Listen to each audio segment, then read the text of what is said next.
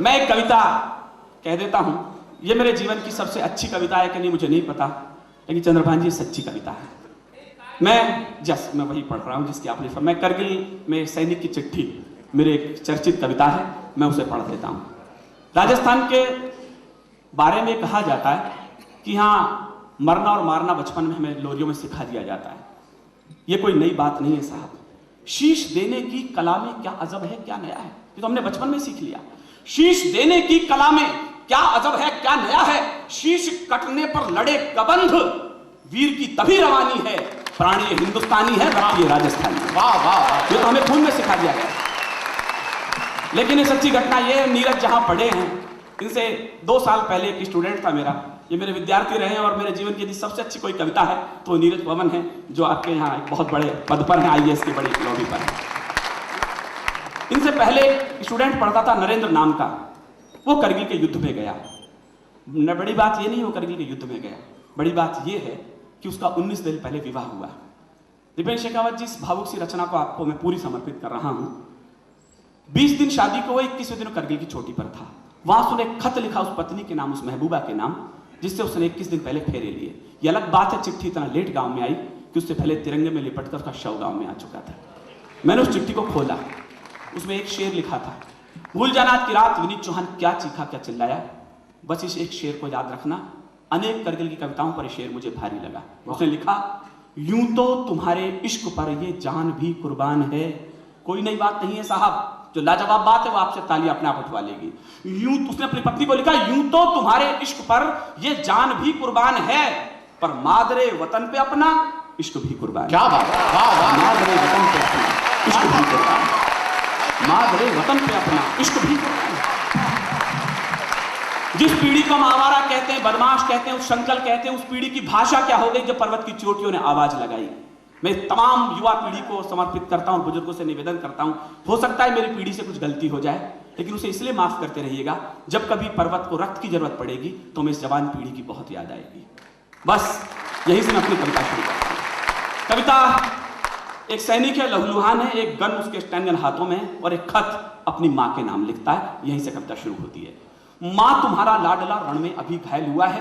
कविता की एक पंक्ति जुड़ेगा, मैं दावा करता हूं आप एक कानों के रास्ते से आंखों से बाहर ना आ जाऊं तो मेरा नाम विनीत चौहान नहीं। क्या मां तुम्हारा लाडला रण में अभी घायल हुआ है, पर देख उसकी वीरता खुद शत्रु भी कायल हुआ है।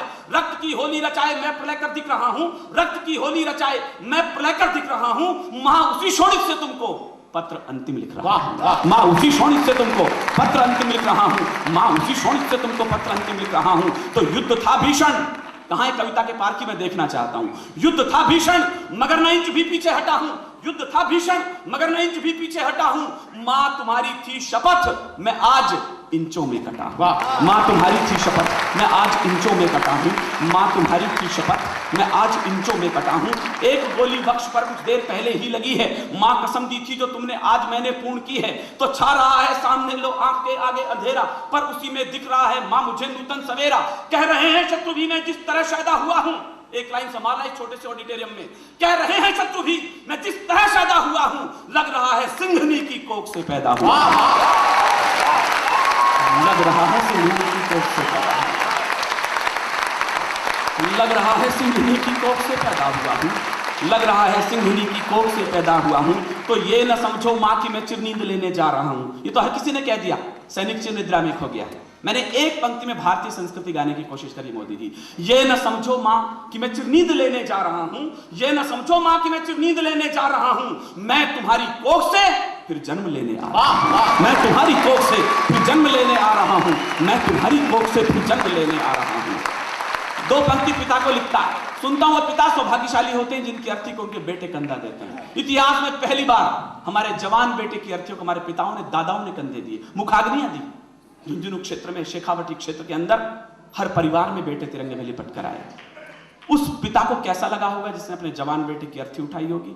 2 पंक्ति आंसू रोक करके सुनिएगा, जितनी भारी लगती है ये शेषनाग को धरती, उतनी भारी लगी पिता को खुद बेटे की अर्थी। वाह, इस पीड़ा को जीना थोड़ी देर मेरे साथ। कि मैं तुम्हें बचपन में पहले ही बहुत दुख दे चुका हूं और कंधों पर खड़ा हो आसमां सर ले चुका हूं। तुम सदा कहते न थे ये ऋण तुझे भरना पड़ेगा, तुम सदा कहते न थे ये ऋण तुझे भरना पड़ेगा, एक दिन कंधों पे मुझको ले तुझे चलना पड़ेगा।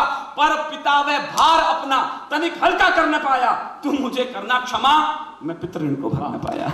तुम मुझे करना क्षमा, मैं पितृ ऋण को भर न पाया। तुम मुझे करना क्षमा, मैं पितृ ऋण को भर न पाया। ओ पिता, यह प्रश्न मुझको आज तक भी खा रहा है। ओ पिता, यह प्रश्न मुझको आज तक भी खा रहा है। आज भी यह सुख तुम्हारे कंधों पर ही जा रहा है, आज भी यह सुख तुम्हारे कंधों पर ही जा रहा है। दो पंक्ति भाई को लिखता है। हमारे ग्रामीण अंचल में राजस्थान में कहा बहता है, वो भाई नहीं है, वो तो मेरी बाई भुजा है जो पर्वत की चोटी पर संगीन थामे खड़ी है। सुनिएगा, मैं जवान पीढ़ी को सौंपता हूं। सुन अनुज रणवीर गोली बाह में जब, भाई कब याद आता है? सुन अनुज रणवीर गोली बाह में जब आसमाई, ओ मेरी बाई भुजा उस वक्त तेरी याद आई। ओ मेरी बाई भुजा उस वक्त तेरी याद आई। मैं तुझे बाहों से अब आकाश दे सकता नहीं हूं, बचपन में खिलाया होता है। और हौसला देखना, मैं तुझे बाहों से अब आकाश दे सकता नहीं हूं, लौट कर भी आऊंगा, विश्वास दे सकता नहीं हूं, पर अनुज विश्वास रखना, मैं नहीं थक कर पड़ूंगा। तुम भरोसा पूर्ण रखना, सांस अंतिम तक लड़ूंगा। तुम भरोसा पूर्ण रखना, सांस अंतिम तक लड़ूंगा। तुम भरोसा पूर्ण रखना, सांस अंतिम तक लड़ूंगा। अब तुम्ही को सौंपता हूं, बस बहन का ध्यान रखना। कविता बारीक होती है, आंसू की यात्रा चाहती है। एक भी आंसू छलके उसे छलक नहीं दीजिएगा। ये पंक्ति में ज्योति दीदी आपको सौंपता हूं। अब तुम्ही को सौंपता हूं, बस बहन का ध्यान रखना। जब पड़े उसको जरूरत वक्त पर सम्मान करना, जब पड़े उसको जरूरत वक्त पर सम्मान करना। तुम उसे कहना कि रक्षा पर्व जब भी आएगा, तुम उसे कहना कि रक्षा पर्व जब भी आएगा, भाई अंबर में नजर आशीष देता आएगा। तुम उसे कहना कि रक्षा पर्व जब भी आएगा, भाई अंबर में नजर आशीष देता आएगा। अंतिम पंक्ति पत्नी से कहता है, मेरी मान्यता है हमारे यहाँ 7 फेरे लेने के बाद पत्नी 7 जन्मों की सहयात्री हो जाती है। रिश्ते की सारी डोर चिता की राह पर जल जाती होंगी, टूट जाती होंगी, लेकिन पत्नी की पीड़ाएं अगले जन्म तक चली जाती हैं। ये मेरा अंधविश्वास भी हो सकता है, लेकिन हमारे भारतीय माइथोलॉजी में माना गया है, इसलिए मैंने उससे कुछ कहा है। अंत में तुमसे प्रिय मैं आज भी कुछ मांगता हूं, है कठिन देना मगर निष्ठुर हृदय हो मांगता हूं। सबसे कुछ कहा है, उससे मांगा है। मैंने 3 असंभव शर्तें रखी। मैं तमाम बुद्धिजीवी श्रोताओं का इस तक पर ध्यान चाहता हूं। श्रद्धेय कुंवर मैथिली जैसा बड़ा कलमकार यहां बैठा है, हम उनके चरणों में कविताएं सीखते हैं। मैं 2 पंक्तियों में 2 तर्क रखता हूं। असंभव शर्तें हैं, लेकिन वो सैनिक की पत्नी से आग्रह कर रहा है कि तुम अंत में तुमसे प्रिय मैं आज भी कुछ मांगता हूं, है कठिन देना मगर निष्ठुर हृदय हो मांगता हूं कि तुम अमर सौभाग्य की बिंदिया सदा माथे सजाना। असंभव है, लेकिन क्यों कह रहा है, तर्क पर ध्यान चाहूंगा आपका।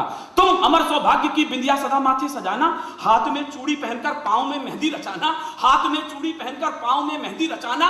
तुम नहीं वह धव्य की प्रतिमूर्ति या की साधिका हो, तुम नहीं वह धव्य की प्रतिमूर्ति या की साधिका हो, तुम अमर बलिदान की पुस्तक की पहली भूमिका हो। तुम अमर बलिदान की पुस्तक की पहली भूमिका हो। तुम अमर बलिदान की पुस्तक की पहली भूमिका हो।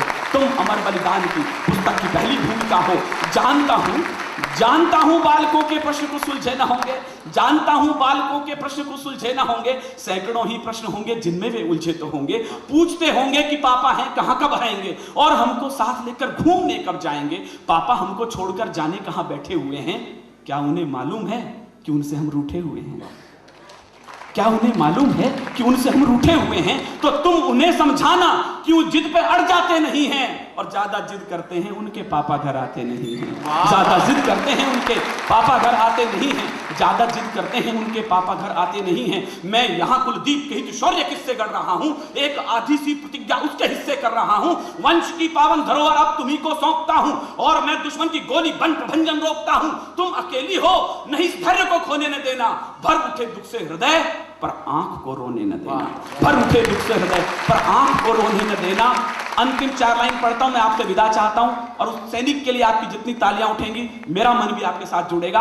अंतिम 4 पंक्ति कोई अनुवाद नहीं करूंगा, केवल वो ताली बजाएंगे जिन्हें इस कविता का अर्थ समझ में आए।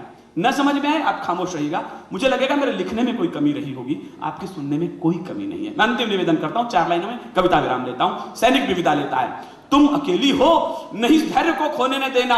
भर उठे दुख से हृदय पर आंख को रोने न देना। सप्तपद की यात्रा से, शायद समझे पूरा पढ़ना, सप्तपद की यात्रा से तुम मेरी अर्धांगिनी हो। सप्तपद की यात्रा से तुम मेरी अर्धांगिनी हो। 7 जन्मों तक बजोगी तुम अमर वैरागिनी हो। 7 जन्मों तक बजोगी,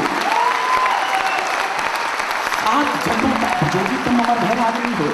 7 जन्मों तक बजोगी। तुम अमर वैरागिनी हो, इसलिए अधिकार तुमसे बिन बताए ले रहा हूं, इसलिए अधिकार तुमसे बिन बताए ले रहा हूं।